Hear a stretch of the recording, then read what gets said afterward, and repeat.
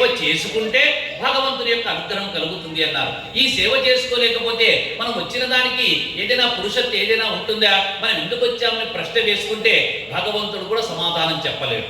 కాబట్టి వచ్చినటువంటి వాళ్ళందరం ఏం చేయాలంటే, నీ పేరన్ పరిచేయు హస్త యుగమా, రెండు అద్భుతమైనటువంటి చేతులిచ్చావు దేవుడా, ఈ రెండు అద్భుతమైనటువంటి చేతులతో నీ గుళ్ళో సేవ చేసుకుంటాను, నీ గుళ్ళో చక్కగా కసువు తీస్తాను, నీళ్లు తలుతాను, ముగ్గులేస్తాను, పేడ నీళ్లు తలుతాను, గిన్నెలు కడిగిస్తాను, నీ పూలు కడతాను అనాలే కానీ ఇక్కడ ఉన్నటువంటి నా పూలు నేను ఎత్తుకపోతాననేటువంటి బుద్ధితో ఇక్కడ రావద్దండి అంటాడు. నీ పేరన్ పనిచేయు హస్త యుగమా, నీ పాదంబుల కొంత నొక్కు శిరమా. గురువు గారి దగ్గరకు వస్తే తల నేలకు తాకేటట్టుగా తల తాకించి నమస్కారం చేయాలి అన్నారు. భగవంతునికి కూడా తల తాకించి నమస్కారం చేయాలి, కన్న తల్లిదండ్రులకు కూడా తల తాకించి నమస్కారం చేయాలి. ఎందుకయ్యా అలా చేయాలి అంటారంటే, భగవంతుడైనటువంటి బ్రహ్మదేవుడు మన నొసటన ఒక రాత రాసింటాడంట. వీడు ఈ విధంగా ఇలా బ్రతకాలి అని చెప్పేసి, అలా బ్రతకాలనేటువంటి రాసినటువంటి రాత ఒకవేళ అది తప్పు రాత అయి ఉంటే, మనకు అభ్యున్నతిలో ఏదైనా ఇబ్బంది కలిగించేటువంటి రాత అయితే, మన భవిష్యత్తు సరిగా లేకపోతే గురువు దగ్గర కానీ, భగవంతుని దగ్గర కానీ, తల్లిదండ్రుల దగ్గర కానీ భూమికి తల తాకించేటట్టుగా నమస్కారం చేస్తే వాళ్ళ పాద రేణువులు ఇక్కడ తగిలేసి, ఇక్కడ వాళ్ళ పాదములకు ఉన్నటువంటి ధూళి ఇక్కడ తగిలి బ్రహ్మ రాతను కూడా మార్చేటువంటి శక్తి గురువు యొక్క పాదుకలకు ఉన్నది, తల్లిదండ్రుల యొక్క పాదములకు ఉన్నది అని చెప్పేసి పెద్దలు చెప్తారు. కావుననే తల తాకించి నమస్కారం చేయాలి. నీ పాదముల పొంద నొక్కు శిరమును, నీ మూర్తిపై చూపులను. మన యొక్క చూపులని కూడా ఆయన్ని చూడాలి, ఆయన్ని చూడాలి, ఆయన్ని చూడాలి అనేటువంటి తపస్సు చేసుకునేటువంటి వాడిలాగా తహతహలాడుతూ వచ్చి భగవంతుని దర్శనం చేసుకోవాలి. అలా చేసుకునేటువంటి బుద్ధి నాకు ఇవ్వవయ్యా అని భగవంతుని వేడుకోవాలి. ఎప్పుడు వేడుకోవాలి? ఇంటి నుంచి బయలుదేరే ముందు అన్నీ కూడా మనస్సులో తలచుకొని ఇక్కడికి వస్తే ఇక్కడ భగవంతుడు మనకు అన్ని విధములైనటువంటి ఏ కోరికలు ఉన్నాయో ఆ కోరికలన్నీ కూడా తీరుస్తాడంట. అందుకే భగవంతుడు ఎవరికైనా కనిపిస్తే ఎలా కనిపిస్తాడయ్యా అంటే, భాగవతంలో ఒక మాట చెప్తారు. ఎవరైనా సరే భగవంతుని చూడాలి చూడాలి చూడాలి చూడాలని చెప్పేసి అనేకమైనటువంటి స్తోత్రాలు, వ్రతాలు, యజ్ఞయాగాది క్రతువులు అన్నీ కూడా చేస్తూ ఉంటారంట. భగవంతుని యొక్క అనుగ్రహం పొందాలని, భగవంతుని యొక్క అనుగ్రహం పొందడానికి కొందరు అంటుంటారు, మేము సత్యనారాయణ స్వామి వ్రతం చేస్తున్నాం, మేము యజ్ఞం చేస్తున్నాం, మేము నోములు నోముకున్నాం, మేము ఇన్ని పూజలు చేసినాం, ఇన్ని లక్షలు ఖర్చు పెట్టి పూజలు చేసినాం, మాకు ఫలితం రాలేదు అంట. ఎందుకు రాలేదయ్యా అంటే, వాళ్ళు డాంబికాన్ని చేశారు, భక్తితో చేయలేదంట. చిక్కడు వ్రతముల క్రతువుల, చిక్కడు దానముల శౌచశీల తపములను, చిక్కడు యుక్తిని భక్తిని చిక్కినే క్రియ అచ్యుతునుండు సిద్ధముసునుండి. భగవంతుడైనటువంటి వాడు ఎలా ఉంటాడయ్యా అంటే, చిక్కడు వ్రతముల క్రతువుల, నువ్వు ఏ పూజలు చేశావా, ఏమి యజ్ఞం చేశావా, ఏ దానము చేశావా, అంతేకాదు ఏ విధమైనటువంటి తపస్సు చేశావా అనేటువంటిది ఆయన చూడాడంట. చిక్కడు యుక్తిని, కొందరు చాలా తెలివిగా మాట్లాడుతుంటాడంట. వాడు తెలివిగా మాట్లాడుతున్నాడు అన్నటువంటి విషయం అందరికీ తెలుసు, వాడికి తప్ప. అయినప్పటికీ నేను చాలా గొప్పగా మాట్లాడుతున్నానని 10 మందిలో చాలా గొప్ప గొప్ప మాటలు మాట్లాడుతుంటాడు. అలాంటి వాళ్లకు కూడా భగవంతుడు దొరకడంట. ఎవరికి దొరుకుతాడంటే, నిష్కల్మషమైనటువంటి ప్రేమతో ఎవరైనా భగవంతుని కొలిస్తే అలాంటి వాడికి మాత్రమే భగవంతుడు లభ్యమవుతాడని చెప్పేసి చిన్నవాడు, 6 ఏళ్ల పిల్లవాడైనటువంటి ప్రహ్లాదుడు చెప్పాడు. అందుకే భగవంతుని ఏ ఏ సమయములలో కొలవాలి అంటే, అలానప్పుడు పొద్దున నిద్రలేచి మొహం కట్టుకొని స్నానం చేసి దేవుని మందిరంలో కూర్చొని దేవుని మొక్కుని ఆయన చెప్పలేదు. మన ధర్మం ఎంత గొప్పదయ్యా అంటే, సర్వకాల సర్వావస్థల యందు భగవన్నామాన్ని స్మరణ చేయవచ్చు అని చెప్పేసి మన ధర్మం చెప్తుంది. పానీయంబులు త్రాగుతును, కుడుతును, భాషించుతును, ఆసలీలా నిద్రాదులు చేయుతును, తిరుగుతును, లక్ష్యంచుతును, సంతత శ్రీ నారాయణ పాద యుగళీ చింతామృతాస్వాద సంధానుండై మరచన సురారిసుతుడే ఏతద్విశ్వము భూవరా. ఆ చిన్న పిల్లవాడైనటువంటి ప్రహ్లాదుడు, 6 ఏళ్ల పిల్లవాడు, పానీయంబులు త్రాగుతును, దప్పికైందంట, నీళ్లు తాగాలని చెప్పేసి నీళ్లు తాగినాడు. మరి వాడు నీళ్లు తాగుతూ ఏమనుకున్నాడో తెలుసా? స్వామి, నీళ్లు తాగకపోతే నా కంఠం మూగబోతుందని చెప్పేసి, నా శరీరాన్ని నిలబెట్టేందుకోసం అని చెప్పేసి దప్పి రూపంలో నువ్వు వచ్చి నాకు నీళ్లు తాపించావా భగవంతుడా, నీకు ఒక నమస్కారం అన్నాడంట. చూడండి, కొడుతుతో భోంచేసేటప్పుడు కూడా ఇందుకు ఇచ్చినటువంటి ప్రసాదం ఇది ఆహారం కాదు. సాధారణంగా చాలా మంది ఏం చేస్తుంటారయ్యా అంటే, బయటికి ఎక్కడికన్నా వెళ్ళినప్పుడు ఇంట్లో తినే పరిమాణం కంటే 3 రెట్లు ఎక్కువ తింటారంట. ఇది శాస్త్రంలోనే చెప్పింది. బయటికి వెళ్ళినప్పుడే జాగ్రత్తగా ఆహారాన్ని తీసుకోవాలి, మితమైనటువంటి ఆహారాన్ని తీసుకోవాలి, కేవలం పాదాంశం మాత్రమే భుజించాలి అన్నాడు. ఎందుకు పాదాంశం మాత్రమే భుజించాలి అంటే, ఇంట్లో తినేటువంటి ఆహారం కంటే బయటకు వచ్చినప్పుడు తినేటువంటి ఆహారము చాలా తక్కువగా తీసుకోవాలి. తక్కువలో తక్కువ అంటే ఎంత అంటే, శరీరం నిలబడితే చాలు, అవసరం లేదు అంతకంటే ఎక్కువ తీసుకుంటే నిద్ర వచ్చి పడిపోతే మన జోలో డబ్బులు ఎవడన్నా కొట్టేస్తాడు, ఏదైనా అయిపోతే చెప్పలేము. ఎక్కువ ఒకవేళ తీసుకుంటే ఆ తీసుకున్నటువంటి ఆహారం వల్ల శరీరము ప్రమాదానికి లోను కావచ్చు. కాబట్టి చాలా జాగ్రత్తగా అప్రమత్తంగా ఉండడానికి పాదాంశం మాత్రమే బయటకు వచ్చినప్పుడు భోజనం చేయాలి అని పెద్దలు చెప్పారు. కాబట్టి పానీయములు త్రాగుతును, కుడుచుతును, భాషించుతును, మాట మాట్లాడితే కూడా భగవన్నామమే రావాలి. అన్యములైనటువంటి మాటలు నా నోట్లోంచి రాకుండా ఉండేటట్లుగా చెయ్యవయ్యా అని చెప్పేసి భగవంతుని వేడుకోవాలంట. కొందరు మహానుభావులు ఉంటారు, మరి ఇంత దూరం వచ్చిన తర్వాత కూడా, ఇంత యాత్రకు వచ్చి కూడా దేవుని దగ్గర సేవ చేసుకోవాలని, గురువు యొక్క సేవ చేసుకోవాలని చెప్పేసి కూడా ఇంత దూరం వస్తారు. వచ్చినటువంటి వాళ్ళంతా కూడా చక్కగా అలా అలా అలా తిరుగుతారు. చక్కగా అన్నదానం జరుగుతుంది కదా అని చెప్పేసి అన్నదానం, అన్న సంతర్పణ జరుగుతూ ఉంటే చక్కగా అన్న ప్రసాదాన్ని తీసుకొని ఒక చాప సంకర పెట్టుకొని ఎక్కడో ఆ మూల పోయి నిద్రపోతారు. హరి నెరుంగక మత్తుడై, వాడు మత్తెక్కిపోయాడు, తిండి కడుపు నిండా పుష్టిగా తిన్నాడు కాబట్టి నిద్ర వచ్చేసింది. హరి నెరుంగక మత్తుడై విషయ చింత ఎత్తుడై వాసరము వృతబుచ్చడి వాడు ధరణీశోత్తమా. ఒకానొక సందర్భంలో శుకుడు పరీక్షిత్ మహారాజుతో చెప్తున్నాడంట, పోయి పరీక్షిత్ మహారాజా, ఈ లోకములో కలియుగములో ఉన్నటువంటి మానవులు ఎలా ఉంటారో తెలుసా? వాళ్ళు చాలా రకములైనటువంటి రుగ్మతలను కలిగి ఉంటారంట. రుగ్మతలు అంటే ఒక రకమైనటువంటి ఒక రోగం అంట. కలియుగంలో ఉన్నటువంటి మానవులకు 6 రకములైనటువంటి రోగాలు ఉంటాయంట. ఏంటయ్యా అన్ని రోగాల్లో కంటే మొట్టమొదట బలమైన రోగం అంటే సోమరితనం. ప్రతి ఒక్కడు సోమరిపోతేనంట. అలసులు, మందబుద్ధియుతులు, బుద్ధి పనిచేయదు. మనం ఏం చేస్తున్నాం, ఇక్కడికి ఎందుకు వచ్చామనేది మనకు అర్థం కాదంట. వస్తాడు, తింటాడు, నా తోటి తిరుగుతాడు, ఆకలి అయితే మళ్ళీ అక్కడ పోయి తింటాడు, మళ్ళీ నా తోటి తిరిగి వస్తాడు, మళ్ళీ ఆకలి అయితే అక్కడ పోయి తింటాడు. ఎందుకు వచ్చాము అనేటువంటి ఆలోచన ఎవరికి కలగదంట.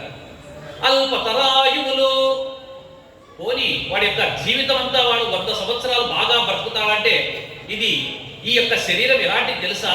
కరి కర్ణాంత విలోలమాయువు.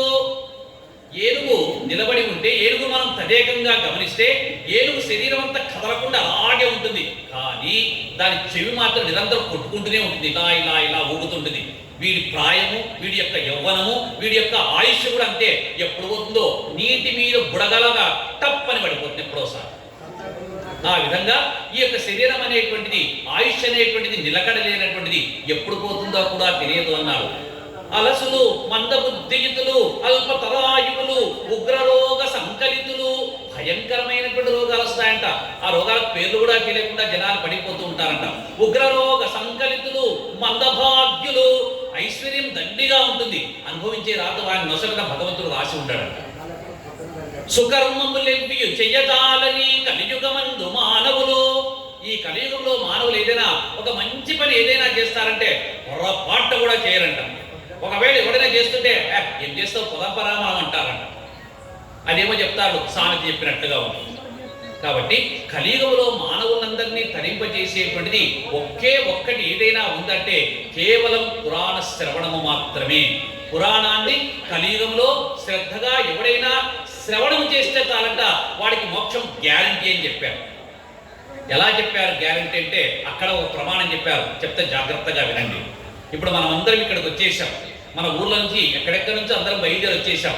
ఇక్కడికి వచ్చేటప్పుడు ఎలా వచ్చాము, మనం ఇంటికి ఎప్పుడు పోవాలని తెలుసుకొని, పలానా రోజు మనం ఇంటికి పోవాలని ఆ టయాన్ని కూడా నిర్ణయం చేసేసుకొని, ఇంటి నుంచి వచ్చేటప్పుడు ఇంటికి తాళం వేసి, తాళం చేయి మన దగ్గర జాగ్రత్తగా పెట్టుకొని 10 సార్లు మళ్ళీ లాగి తీసి చూసి చెక్ చేసి, మళ్ళా బియ్యో దగ్గర పెట్టుకొని జోలో బియ్యో ఉందా లేదా అని నిద్రలో కూడా లేచి బియ్యో చూసుకుంటాడు, కానీ వేరే మాత్రం వేరే చూసుకోడు. సెల్ ఫోను బియ్యో రెండే వాళ్ళు చూసుకునే. ఆ విధంగా మనం ఇంటి నుంచి బయలుదేరి ఇక్కడికి వచ్చి తిరిగి ఇంటికి పోయేటువంటి రోజు గరిష్టం అంటే 3 రోజులు అనుకుందాం. ఈ 3 రోజులకి ఇంత యాతన పడితే ఈ జీవితం వెల కట్టలేనటువంటి జీవితాన్ని భగవంతుడు మనకు ఇచ్చాడే. భగవంతుడైన బ్రహ్మదేవుడు ఇచ్చాడు. ఆయన మనల్ని పంపిస్తున్నాడు భూమి మీదకి. పంపించేటప్పుడు ఏం చేస్తాడో తెలుసా? నువ్వు ఎప్పుడు తిరిగి రావాలో చెప్పి పంపిస్తావు. మేనితోడ పుట్టును మృత్యువు జనులకు నెల్లి నేడైన 100 ఏళ్లకైన తెల్లమ్ము మృత్యువు. మనం అందరం కూడా పిల్లవాడు పుట్టాడని సంబరాలు చేస్తారు.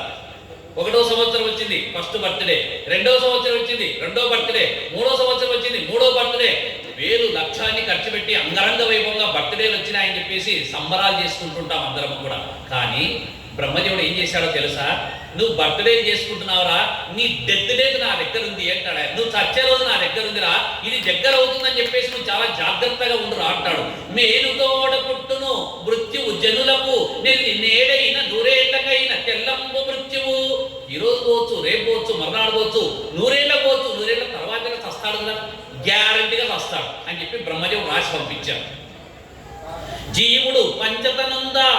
జీవుడు పంచతనంద మారుదేహమునూది మరితొంటి దేహంబు బాయును. ఈ జీవుడికి భగవంతుడు కొంత ఆయు ప్రమాణాన్ని నిర్దేశించి భూమిపైన పంపించిన తర్వాత వాడు కొంతకాలం ఉంటాడంట. ఆ ఉన్నటువంటి కాలం ఎలా ఉంటాడో తెలుసా? ఒకడు రాజులాగా వెలిగిపోతాడు, ఒకడు దొంగలాగా బతుకుతాడు, ఒకడు అప్పులు చేసి బతుకుతాడు, ఒకడు అప్పులు ఎగ్గొట్టి బతుకుతాడు, ఒకడు చాలా ధర్మబద్ధంగా బతుకుతాడు, 10 మందితో తిట్టు తింటూ ఒకడు బతుకుతాడు, ఒక్కొక్కరు ఒక్కొక్కలాగా బతుకుతాడు.